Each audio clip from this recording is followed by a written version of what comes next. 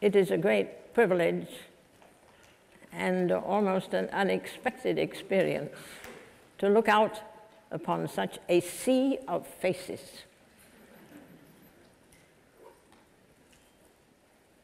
So that means that you're all osteopathically oriented. So I assume that you all treat babies. Is that right?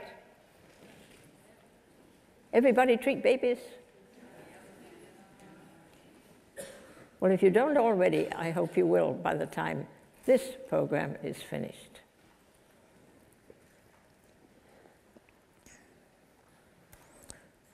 The topic that we are talking about is that of extremely premature babies. 2 years ago, after I had conducted a course in Pescara in Italy, I received a request that I would go to the nursery at the hospital where they had a nursery for extremely premature babies. Bitte keine Blitzlichter, weil... Please be so kind and don't use any flashes when taking photographs, because Dr. Frymann has a problem with her eyes and she won't be able to see if you use flashlight. Thank you very much. That were about so big.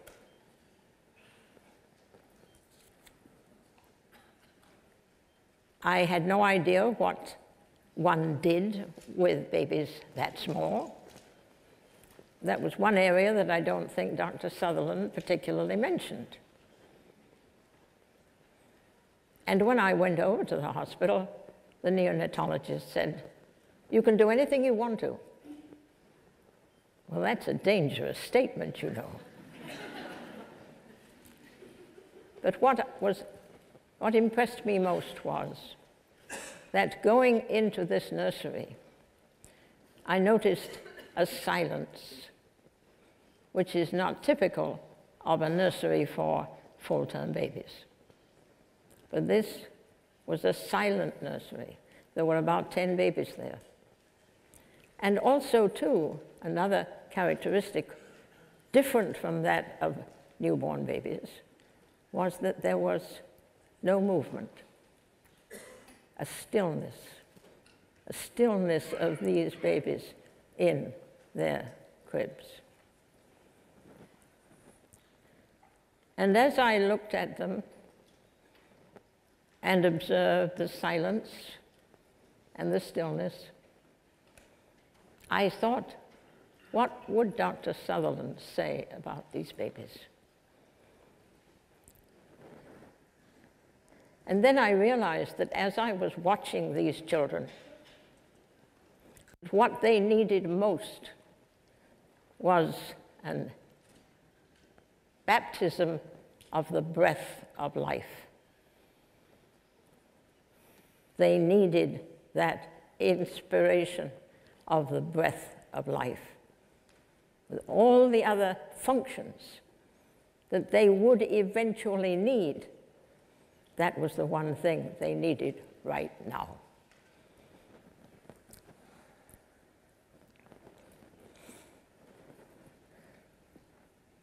And so that was where we began. I was there for just long enough to look at these 10 babies. And then a year later, I was again teaching in Pescara, and this time the neonatologist was somewhat curious as to what I might do to a baby. He didn't say anything, he just stood and looked. Because this was a strange experience for him. In fact, it was a strange experience for everybody else in that area. But these babies were particularly fortunate because the students at the Osteopathic College of Pescara would go to the hospital and give osteopathic treatment to these babies twice a week for so long as they were in the hospital.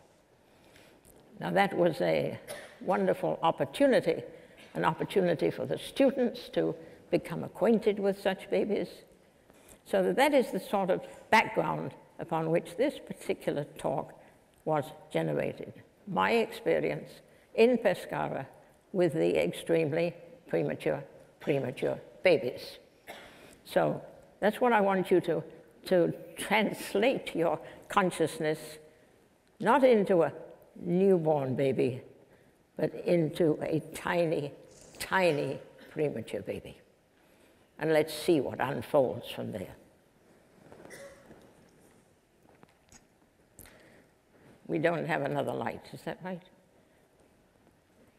Not another focus light. Okay. Well, we'll hope to see all that I can see. There is no more serene and beautiful experience than to hear a mother, a new mother, hear the cry of her baby.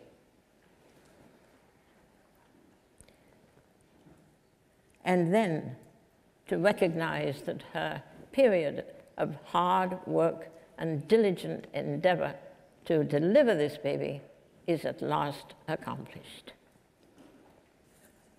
And then to look into the eyes of this baby for the first time, the way the baby's intent of looking at those eyes, a wonderful experience. And then for mother to look into the eyes of that baby.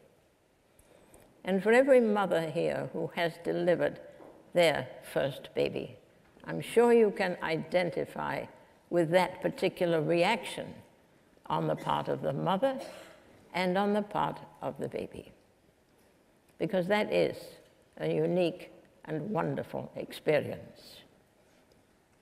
And then recognizing that the baby not only looks into the mother's eyes, but the next thing, the baby has the benefit of tasting for the very first time a very tasty meal which the mother provides in abundance. But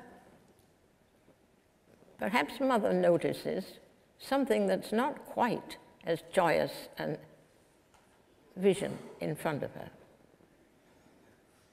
She notes that perhaps the color of the skin of this child is not as good and as clear as she'd like to see it. It's got a little bluish tint to it.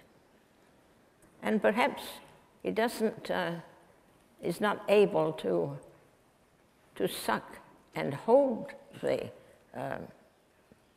nipple effectively. And so he doesn't get that first wonderful meal. And then it is recognized that this little baby is not fully equipped to accomplish what is necessary at this stage in life. The respiratory apparatus of this baby is not functioning adequately. The baby's breathing is not adequate. And then noticing that the baby doesn't take hold of the nipple and suck effectively, because the digestive system of this baby isn't quite as good as it should be. And so then it is questioned, well, now just exactly what is the baby's age as it is related to the known date of conception? Or is this baby not a full-term baby, but a preterm baby? Ha ha, that's lovely. That's good, that's lovely, thank you. We're getting there.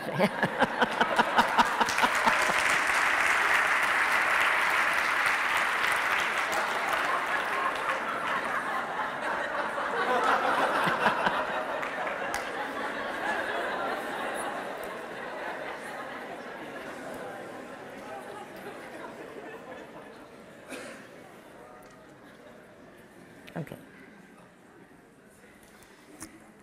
And so we recognize that this baby is a little small, or maybe very small, and has obvious impairment of respiration, is unable to process the nutrition which is available so readily from mother at this moment. And this baby is actually much younger than the full-term baby which was expected.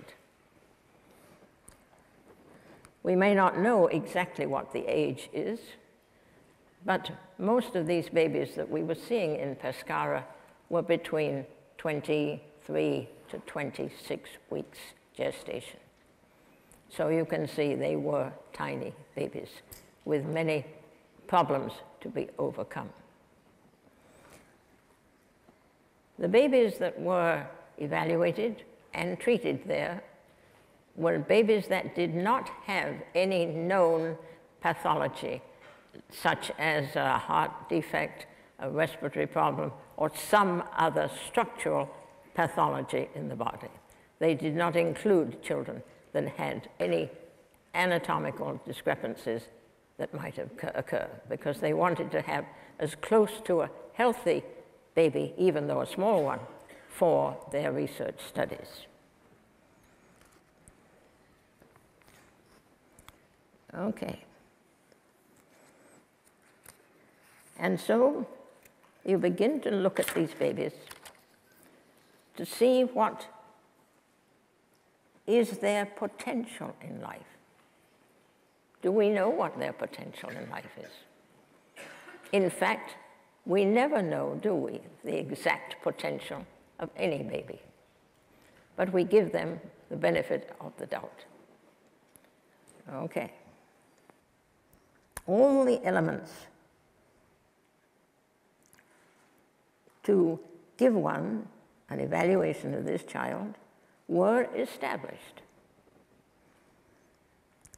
They have limitations, yes, but those were established.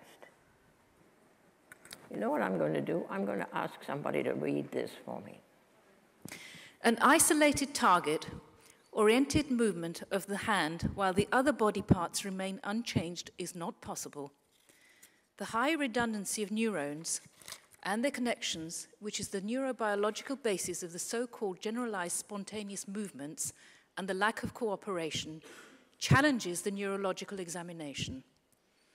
All attempts to establish a standardized and ubiquitous accepted neurological examination in early infancy have failed so far.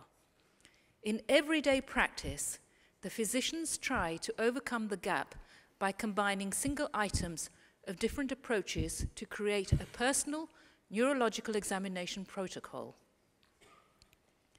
All that these protocols have in common is that they focus on motor function, neglecting other important fields of the neurological examination, like self-regulation, interaction, attention, cognition, speech, communication, visual and acoustic function, as well as sensory function. Often, many details of the motor function, like passive and active muscle, passive and active range of movement, muscle reflexes and reactions, postural responses, and positions are documented, while a clinical reasoning of all signs and symptoms are omitted. Currently, there are some new trends to evaluate brain function in infants in a more reasonable and comprehensive way. A neurological examination has to answer 4 cardinal questions. Question number 1, is brain function intact or disturbed? Question number 2, if it is disturbed, which networks or systems are involved and how? Question number 3, are there signs for etiology? And question number 4 is, what will be the prognosis? A technique of Gestalt perception will be used. During the first 3 months, infants with intact brain function show fluent, complex, and variable generalized movement patterns. On the other hand, infants with disturbed brain function have abrupt, simple, and invariable generalized movement patterns. At the post-term age of 3 months, these generalized movements are highly predictive for motor development in the future. Number 2, to master these generalized movements, an intensive training is mandatory to be able to categorize the GM correctly. The GM was? The general motor movements. General motor movements correctly. Need to study typical videos. General intrauterine movements start at 8 weeks of gestational age and can be observed by ultrasound. They are governed by so-called central pattern generators, CPG, which seem to be subcortical but influenced by higher cortical function. GM are fluent, complex, and variable from the beginning. 3 different phases can be distinguished. Preterm pattern, between 8 to 36 weeks. Term pattern, called writhing pattern, at 36 to 10 weeks. And infant pattern, called fidgety pattern, from 9 to 18 weeks. Beyond that age, the GMs are increasingly overlapped and goal-oriented movements. Gestalt perception then relays, this is 5 or 22, this is 6, yes. Gestalt perception then relays months of life. It was thought that higher brain function is not yet at work, rather unspecific PET scan studies in newborns has now shown the opposite. Distinct optical, motor, sensory, and acoustic networks are already in function. However, clinical correlates are subtle and have to be interpreted with caution. Head growth curves suggest that brain maturation during the first year seem to be continuous. However, recent data now demonstrates that there are 2 developmental hotspots, one around the age of 3 months and the other around 9 months of age. Typical signs of differential neurological categories or systems such as self-regulation, interaction, attention, cognition, speech, communication, mimics and gestures, visual and acoustic function, sensory and motor function are defined. In the beginning, Dr. Ken Graham gave me the topic of the osteopathic approach to the first 2 months of life. It was to be a very practical pediatric course to emphasize the work of W.G. Sutherland, D.O. My first question was, what do you mean by the first 2 months of life? I had recently been invited to visit the NICU for extremely premature babies at the General Hospital in Pescara, Italy. I did not know what to expect, neither did I have any idea what Dr. Sutherland would do. I was first impressed by the silence of this ward, the stillness of these tiny babies. I waited and I watched. Then I began to recognize that the profound need of these babies, these infants, was a baptism by the breath of life. I gently placed the tips of my index fingers on the apophyses of the early developmenting temporal bones, providing a delicate stimulus of external rotation of the temporal bone, the resuscitation technique. Initially, I scarcely perceived motion, but I waited. Then a little hand moved, and then a little foot. Soon, I observed a significant increase in the excursion of the thoracic cage. I briefly placed my hands on 10 tiny babies, and acoustic function, head orientation to sound, reflex, blink, reflex, object fixation and pursuit, positive pupils reflex, lack of strabismus and nystagmus, sensory function, abdominal skin senses, complex toe movements to tactile foot stimulation, motor function, stable position, supine, beginning of reaching, symmetrical arm, leg movements with flexion, hand, mouth exploration, and free range of motion, fluent, complex, and generalized fidgety movements, head control in midline. Do you want to go on to this? 3-month hotspot developmental. The 3-month hotspot developmental, which was mentioned a bit earlier, related to brain maturation during first year of life seems to be continuously. But there seem to be two developmental hotspots: self-regulation, mimics and gesture-dependent tones to initiate friendly looking, reassurances when picked up, sleep-awake rhythm, curious for environment, attention, follows objects with interest, preferences, memory for the familiar and unfamiliar, cognition, looks consciously around, two different vocals, prosody and vocalization, more vocal bands spontaneously than reactive. Going on? Under segment 3, the question asked is, are there signs for etiology? Signs for etiology may be derived directly from neurological status, but accurate insight signs are not being addressed here. Number 1, chronic disturbances can be caused by sequelae of brain damage, like hypoxia, ischemic hemorrhagic insults. Number 2, congenital malformation of the brain. Number 3, encephalopathy due to viruses, bacteria, hormone dysfunction, autoimmune process, as well as metabolic disorders. Number 4, genetic or syndromal disorders, such as the Down syndrome. Number 5, neuromuscular diseases. Number 6, neurodegenerative diseases. Typical limits to these entities are a decline in head growth, central multisystem deficits, such as the eyes, deficits in acoustic function, head orientation and sound, reflex, blink, reflex, object fixation and pursuit, positive pupils reflex, lack of strabismus and nystagmus, sensory function, abdominal skin reflexes, complex toe movements to tactile foot stimulation, motor function, stable position, supine, beginning of reaching, symmetrical arm and leg movements with flexion, head, mouth exploration, free range of motion, fluent, complex and generalized fidgety movements, head control in the midline. Nystagmus, strabismus, blindness, hearing loss, motor floppiness with good reflexes, cortical seizures, and cognition. Motor function,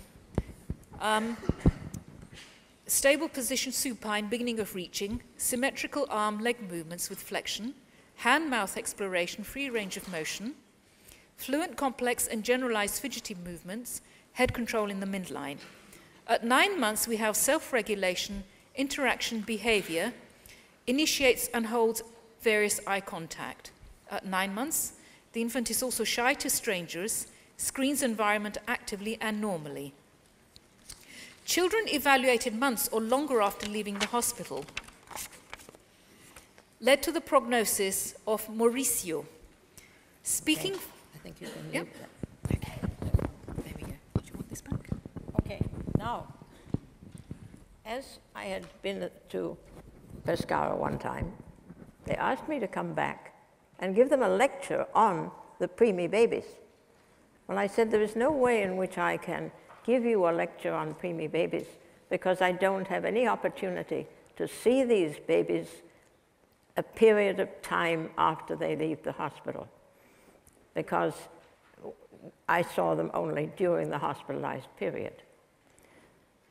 I had had in my practice 2 children who were very premature when I saw them. And so I'm going to tell you the story of one of these boys because he is such a fantastic demonstration of what can happen.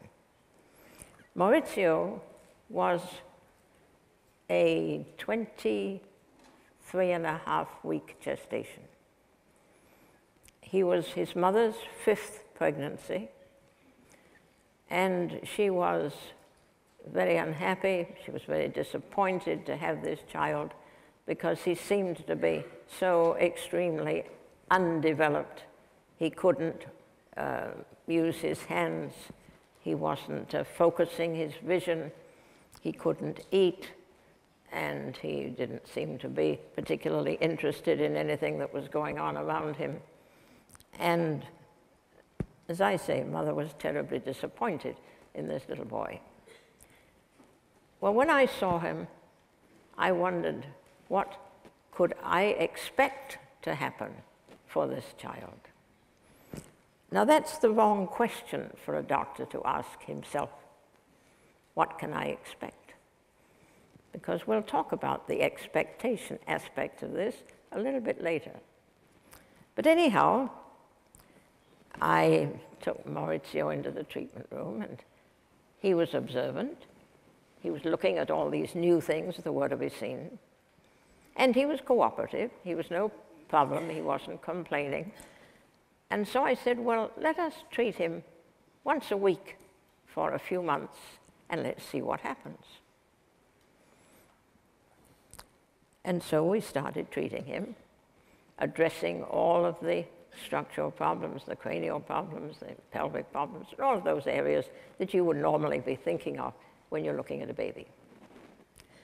And little by little, we found he was becoming more interested in the things going on.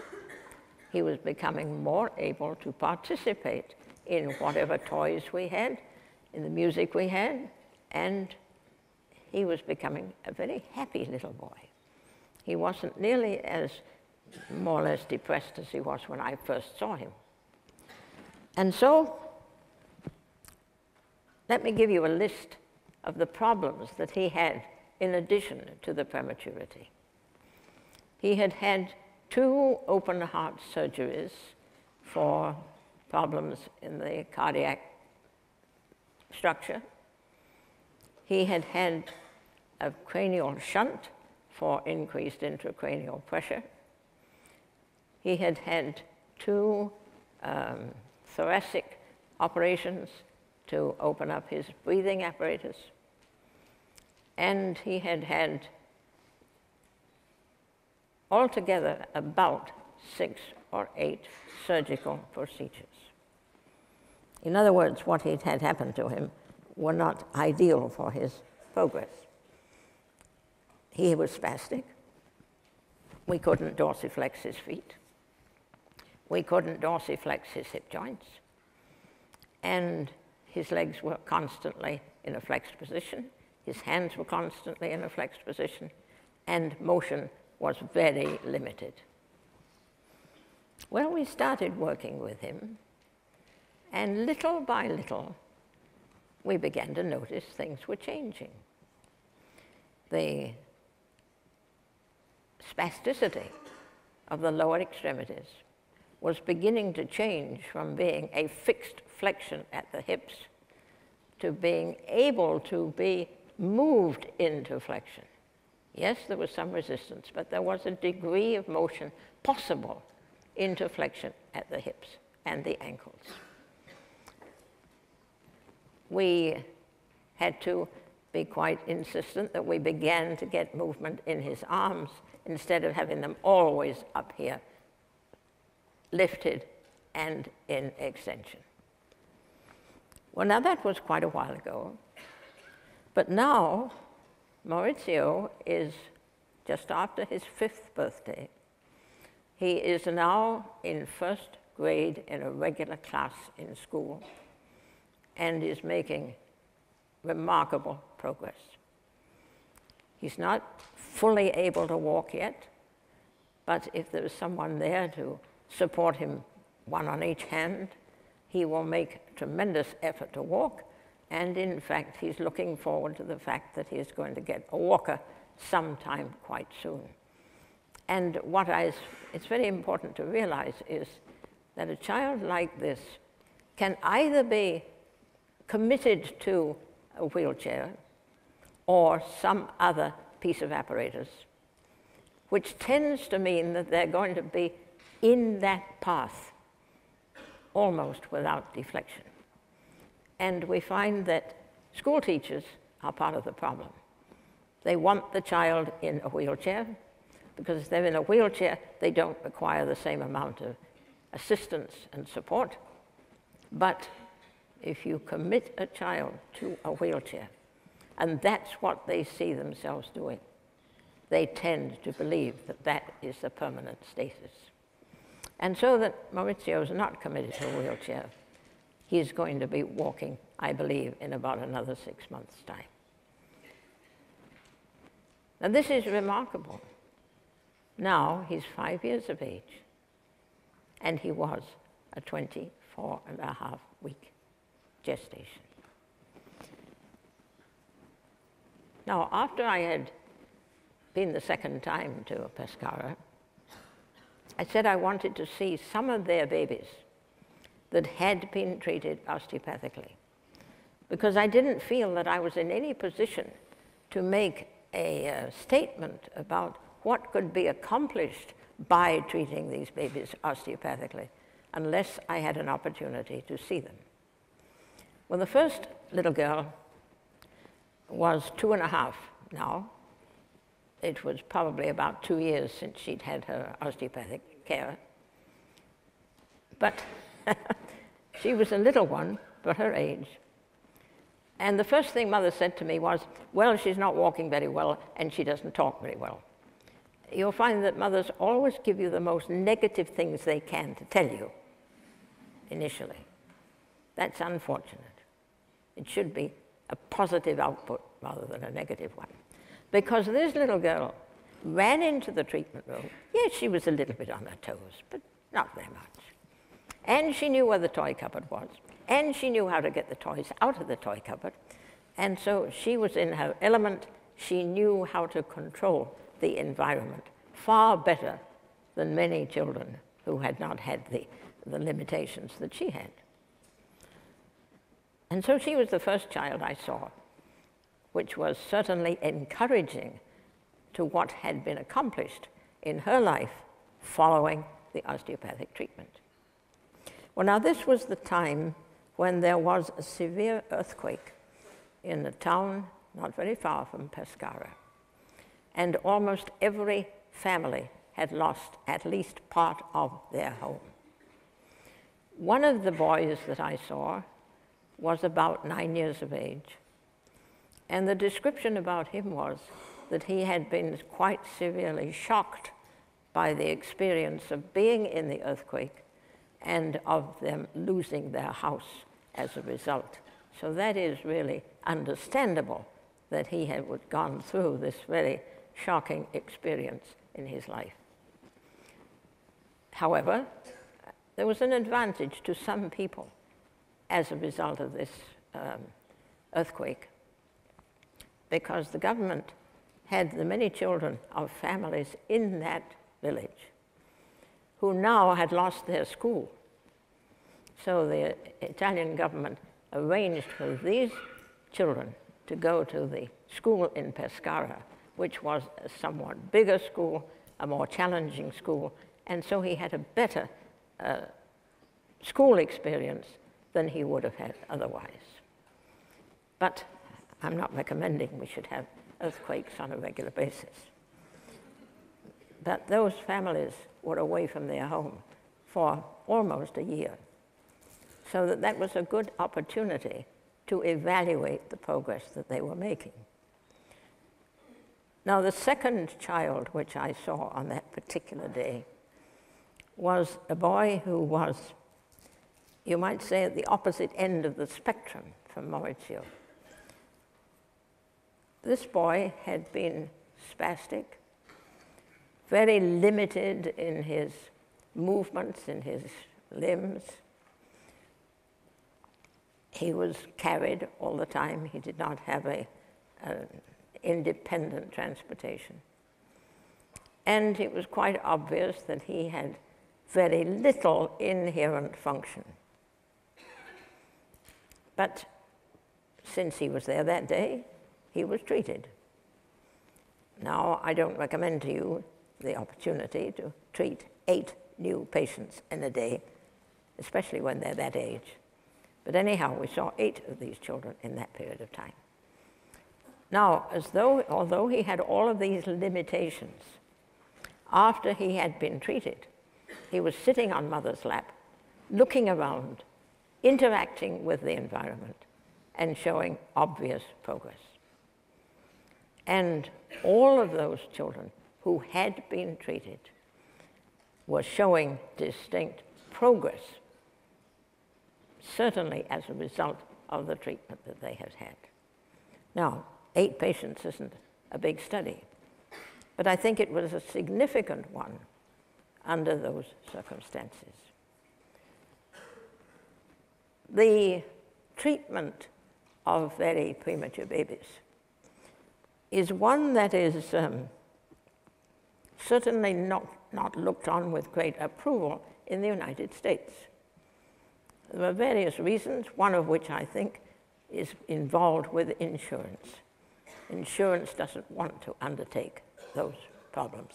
They will cover children that are full-term babies, but they're very reluctant to handle those that are not full-term. And so that they don't get the opportunity that they might have. The other problem is that the insurance doesn't cover osteopathic care of children in the premature ward. That's another problem. It's not quite the same thing as evaluating their state of health, but at the same time, it is a very important one. Are we going to give these children the optimum ability to make progress, as with Maurizio? Or are we going to say, well, they're very limited, we can't expect much from them, and let it go at that, which is important. And so it comes to a very important question, that when you see a child like this, and mother says, well, what do you expect from my child? And there's only one answer to that question. I don't know. But do we ever know what any child is going to accomplish? We may have a greater or lesser expectation, but you don't really know exactly that you can say to mother, yes, he's going to do this in school, he's going to play soccer, and he's going to do all those other things. We can't say that, because there is an inherent therapeutic potency in every one of the children we see. And because that is what we are cooperating with, if we're working with that inherent therapeutic potency, we know that things are going to happen that will be of benefit, that will be progressive, and are going to enable this child to function at the optimum of his potential. And that, I think, is the summary of what I wanted to share with you about the importance of the care of the extremely premature babies. Let us not neglect the children because we don't know what the outcome will be. Okay.